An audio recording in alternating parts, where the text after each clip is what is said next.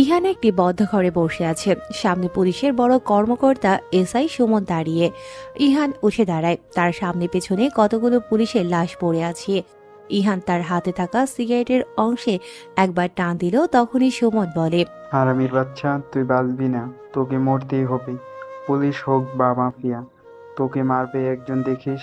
Ihan cigarette ফেলে পায়ের সাথে পিষে নেয়, তারপর বিকট একটা হাসি দিয়ে বলে, আরে চুপ কর শালা শুয়োরের বাচ্চা।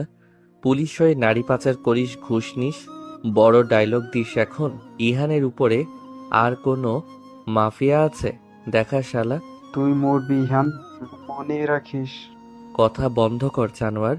শুনে রাখ, আমি ভয় দেখাই না, ভয় জন্মায় আমার উপস্থিতিতে। শহরটা জানে আমি চললে বাতাসও পা টিপে টিপে হাঁটে।